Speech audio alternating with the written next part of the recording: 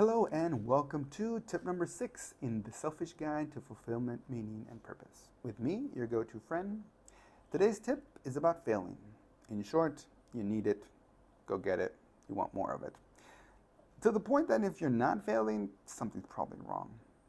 In short, the best way to grow is through failure. The best way to improve is through failure. The trick is to consciously fail so that you can learn from it. We can pick ourselves up and then not fall in the same hole again. If you don't, you pick yourself up and you're going to just fall in the same hole again. If you succeed without failure, you actually don't learn, right? And so if you were to take the success away, you'd have no idea how to get back, right? And that's the importance of failure. And let me be clear, I'd rather be lucky than good, but I wouldn't bet on getting lucky. And that's the point. You wouldn't bet on winning the lottery. Failure is different.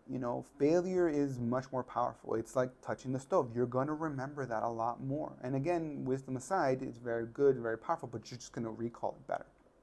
And so to be able to get here, you just need a plan for it. Make sure you plan to fail consistently over time, and consistently over time, failure is going to lead to growth. Just think of it this way. The best of the best started somewhere. The first time someone tries something, they have no idea what they're doing. They go out and they try. If you're too afraid because of failure, you'll never try. And then you're never going to grow. You're never going to be able to get to a point that you want to get to with whatever you're doing.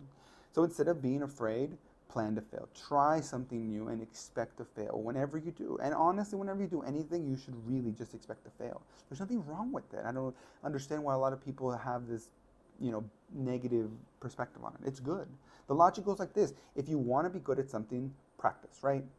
And the first time you practice, you have to try. And if you, again, are afraid of failure, you're never going to try.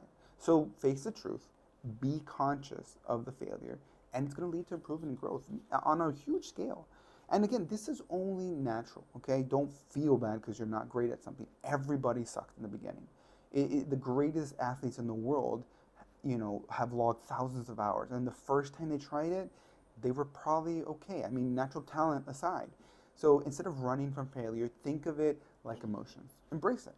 Think of it as just part of life. It's just a part of growing, of keep getting better.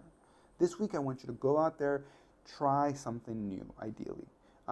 Something you want to be better at, and just consciously plan to fail at it. And when you go out there, and again, I'm not saying do something to make yourself to fail, but go out there and expect to fail. How did it go? What can you improve next time so you don't fail that way?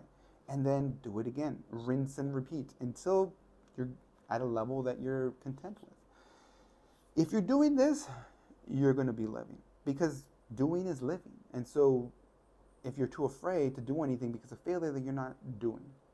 And this all gets down to just enjoying that experience in life. Because remember, it's all about being present in the moment now. Thanks for listening. Please follow me on social media at ColtonVita, or check out the website coltonvita.com for more. Also, keep an eye out for the book coming out in 2023. Most importantly, if you think this could help somebody else, please forward it along. And thanks for listening. And until next time, stay curious, stay open, and stay true to you.